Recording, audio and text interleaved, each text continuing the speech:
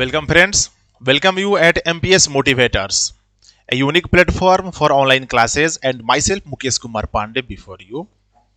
पुनः आप सभी का स्वागत है MPS Motivators में एंड आज के सेशन में हम डिस्कस करेंगे class 12 English subject prose section से chapter number 6 and the chapter name is the artist. It is the chapter number 6 and the chapter name is The Artist and its speaker name is Siga Noya.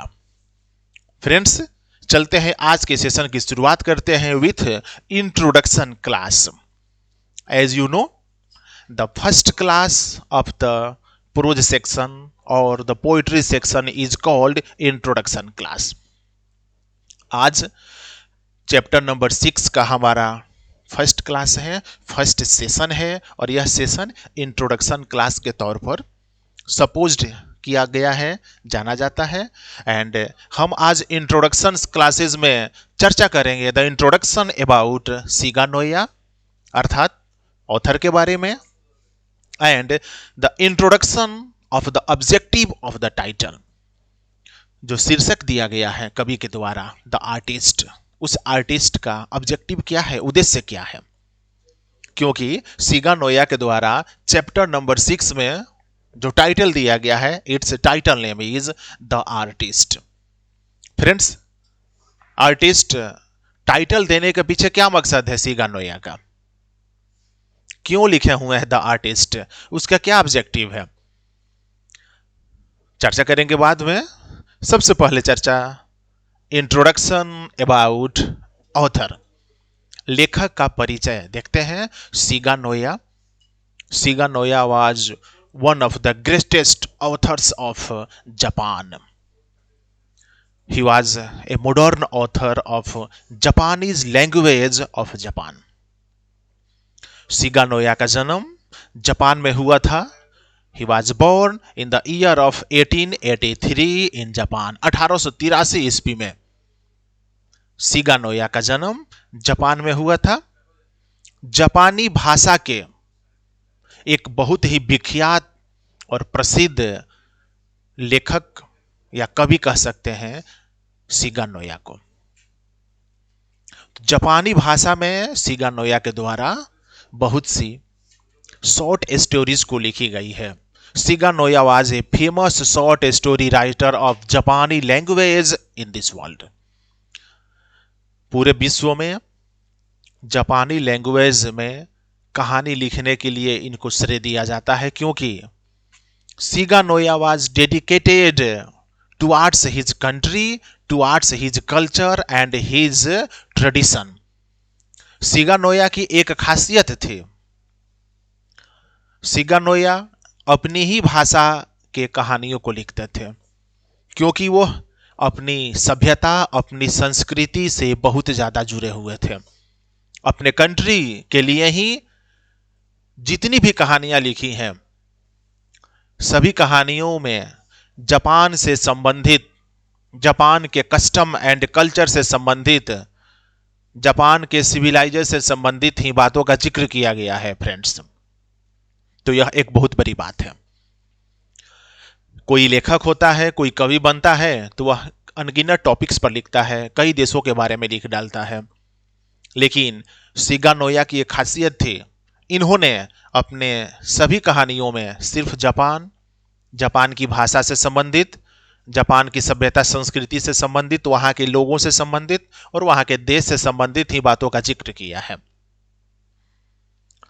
सीगा Naoya was one of the greatest author of 20th century. 20वीं शताब्दी में Japan की एक बहुत ही महान लेखक थे. And today a very beautiful and interesting story, it's name is the artist, which was also composed bye सीगा नोया. सीगा Naoya was died in the year of 1971. 1971 में सीगा नोया का देहांत हो गया, डेथ हो गया. He left this world and went in the abode of the God. इस धरती को छोड़कर ईश्वर के दरबार में 1971 में प्रस्थान कर गए। 1883 में जन्म, 1971 में मृत्यु। तो शिगा नोया 20वीं शताब्दी के जापानी भाषा के एक बहुत ही महान लेखक, जापान में जन्म। अपनी लगभग सभी कहानियों में जापान के बारे में, जापान के धर्म के बारे में, संस्कृति के बारे में, सभ्यता के बारे में, वहां के लोगों के बारे में, जापान के देश के बारे में ही जिक्र किया गया है। एंड आज की जो चैप्टर नंबर 6 में जो कहानी है द आर्टिस्ट, इस कहानी में जो मेन कैरेक्टर है वह भी जापान का रहने वाला एक छोटा सा बालक है, एक छोटा सा लड़का है। सो फ्रेंड्स, एक बहुत ही important and meaningful story, the artist. Artist कलाकार, कलाकार से संबोधित किए हैं शिगा नोया अपने इस टाइटल को, द आर्टिस्ट, कलाकार। अब कलाकार में तो कई प्रकार के कलाकार आ सकते हैं। कलाकार कहने से एक पार्टिकुलर एरिया का जिक्र नहीं होता है कि वह कलाकार किस एरिया के हैं, उनका फैकल्टी क्या है, क्या वो एक्टर हैं, क्या वो डांसर हैं, क्या वो राइटर हैं, क्या वो स्क्रिप्ट राइटर हैं, कोरियोग्राफर हैं, म्यूजिशियन हैं, ये सब तो आर्टिस्ट कहलाते हैं, सब तो कलाकार ही हैं। सो फ्रेंड्स, चलते हैं the objective of the title, शीर्षक का उद्देश्य क्या है, आर्टिस्ट क्यों दिया गया है। Actually in the story the artist there was the description of a talented boy of Japan. Japan के एक बहुत ही होनहार लड़के के बारे में जिक्र किया गया है शिगा नोया के द्वारा अपनी कहानी द आर्टिस्ट में। मैंने पहले भी आपको बताया है कि शिगा नोया की एक खासियत है, शिगा नोया अपनी कहानी में सिर्फ जापान के बारे में ही चर्चा करते हैं, चाहे वहां का कल्चर हो, कस्टम हो, ट्रेडिशन हो, सिविलाइजेशन हो, मेन वीमेन चिल्ड्रन, या फिर everything which is related to Japan. तो जापान से संबंधित बातों का जिक्र करते हैं। और आज की कहानी द आर्टिस्ट में जो मुख्य कलाकार है, जो मेन कैरेक्टर है, एक बालक है, एक लड़का है, और वह भी जापान का है। तो जापानी लड़के के बारे में जिक्र कर रहे हैं because of he was an artist, वह एक कलाकार था। वह जो लड़का था एक कलाकार था, but his talent was not judged by the parents. उसकी जो कलाकारी थी, उसका जो टैलेंट था, हुनर था, वह उसके माता पिता के द्वारा जज नहीं किया गया। उसके माता पिता उसके टैलेंट को, उसके हुनर को पहचान नहीं पाए। And the boy in the course of time, आगे चल करके, he gave up his art and changed his business.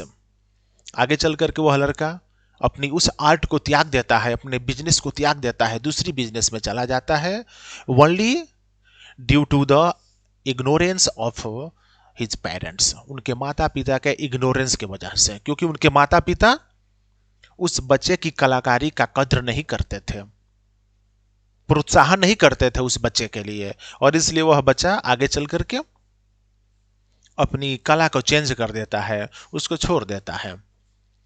So friends, title the artist देने का मतलब यह रहा कि इसमें जो लड़का है वह जापान का है and he was the main character of the story. वह कहानी का मुख्य कलाकार था, या कहिए मुख्य पात्र था, जिसका जिक्र कर रहे हैं शिगा नोया अपने इस कहानी में। वह एक टैलेंटेड जापानी हुआ था, लेकिन उसके माता पिता के द्वारा उसके टैलेंट को दरकिनार कर दिया गया, पसंद नहीं किया गया, और हुआ आगे चल करके वह लड़का अपनी उस टैलेंट को, अपनी उस आर्ट को त्याग देता है, छोड़ देता है, दूसरे प्रकार के बिजनेस को अपना लेता है।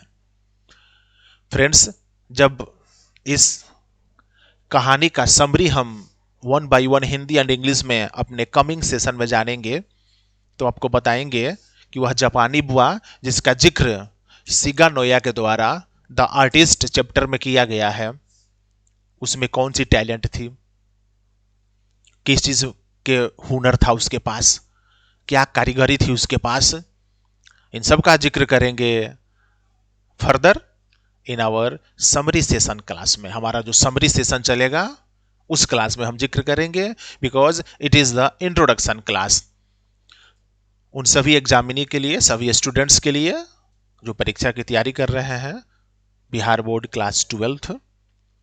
आज के सेशन में आप इंट्रोडक्शन क्लासेस में कवि के बारे में समझें, कवि का परिचय समझें, एंड अबाउट द ऑब्जेक्टिव, आप ऑब्जेक्टिव समझें, and final Hindi and English summary one by one हमारे कल के क्लास में चलेंगे।